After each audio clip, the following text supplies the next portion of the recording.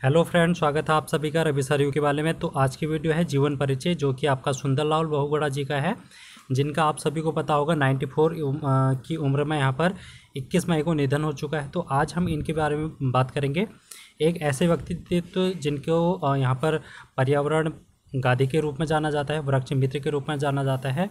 तो इनके बारे में हम यहाँ पर पूरी डिटेल में देखेंगे कि इन्होंने किस तरीके से यहाँ पर पर्यावरण के प्रति अपना समर्पण किया था। तो इनके बारे में हम सारी डिटेल यहाँ पर लेने वाले हैं।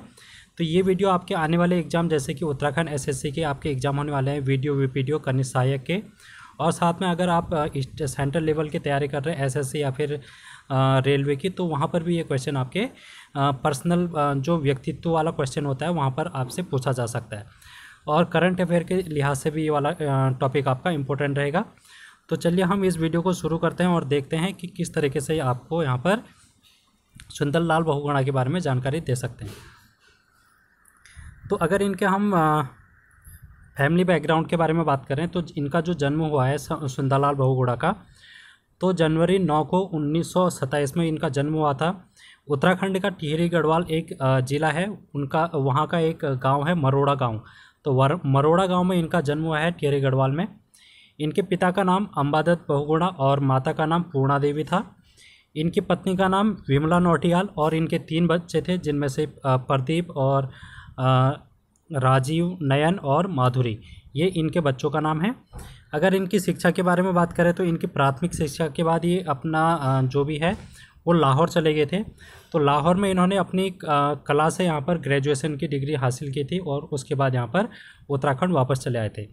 तो इनके जो हम महत्वपूर्ण योगदान है पर्यावरण के प्रति या फिर जो भी सामाजिक जीवन में इनका योगदान रहा है उत्तराखंड के लिए और देश के लिए, तो वो सभी चीज़ें अब हम देखते हैं।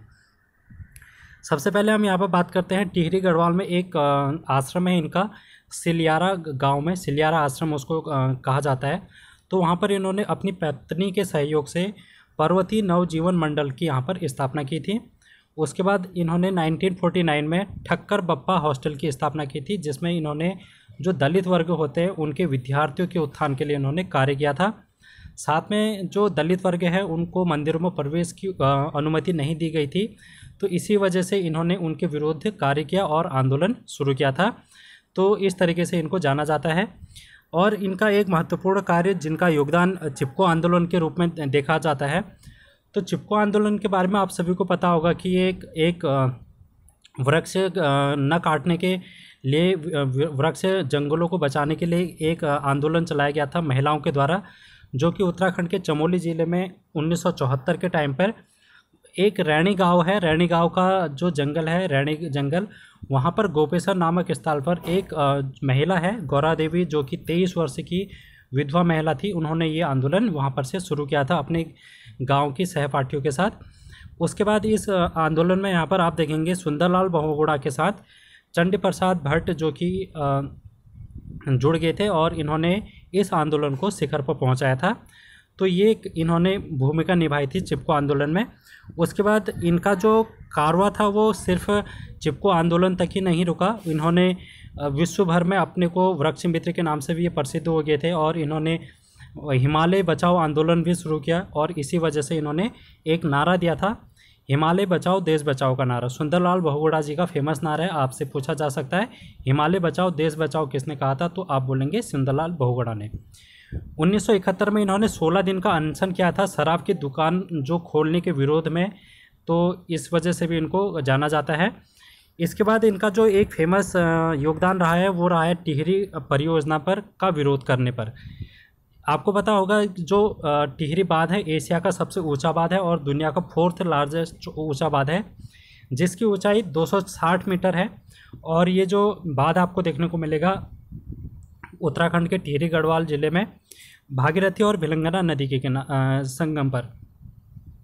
इसकी जो क्षमता है वो है 2400 मेगावाट, और 1978 में इसका कार्य शुरू किया गया था। तो जब ये बांध यहाँ पर बन रहा था तो इससे बहुत नुकसान यहाँ पर देखने को आशंका लगाई जा रही थी कि, और इसी के विरोध में यहाँ पर 1978 में टिहरी गढ़वाल में विद्यासागर नौटियाल थे, उनकी अध्यक्षता में एक वाद विरोधी समिति का गठन किया गया। और इस वाद विरोधी गठन जो समिति थी, इनके महत्वपूर्ण सदस्य के रूप में बहुगुणा जी ने अपना महत्वपूर्ण योगदान दिया था। और इन्हीं के नेतृत्व में 1991 में यहाँ पर धरना देकर इस समिति के द्वारा धरना दिया गया 76 दिन का, और 76 दिन इन्होंने बांध निर्माण कार्य को रोका रहा। तो ये था इनका टिहरी बांध विरोध में इनका महत्वपूर्ण योगदान। अब हम देख लेते हैं इनके जो महत्वपूर्ण पुरस्कार, इनको उपाधियाँ क्या क्या दी गई थी, तो वो सारी चीज़ें अब हम देख लेते हैं। तो सबसे पहले अगर हम देखें तो 1981 के टाइम पे इनको वैकल्पिक नोबेल पुरस्कार जो कि स्टॉकहोम का है वो दिया गया था। और 1981 के टाइम पर ही इनको पद्मश्री से सम्मानित किया गया था, लेकिन इन्होंने इसको लेने से मना कर दिया था, यानी कि अस्वीकार कर दिया था, क्योंकि 1978 के टाइम पे इन्होंने चिपको आंदोलन में अपना योगदान दे रहे थे उस समय। तो इसी वजह से चिपको आंदोलन की वजह से इन्होंने ये पुरस्कार वापस कर लिया था। उस टाइम पे ये इंदिरा गांधी से भी मिले थे, जो उस समय देश के प्रधानमंत्री हुआ करते थे। उनको यहाँ पर बोलने के बाद जो टिहरी पर चिपको वुमेन आंदोलन चल रहा था, तो वहाँ पर वृक्ष न काटने के लिए इन्होंने वहाँ पर अपनी बात रखी थी। ठीक है, तो इस वजह से भी इनको जाना जाता है। इसके बाद 1985 में इनको जमनालाल बजाज पुरस्कार से सम्मानित किया गया था। 1987 में अगर देखें तो 2 सम्मान इनको मिले, एक तो है सरस्वती सम्मान और दूसरा है शेर कश्मीर पुरस्कार।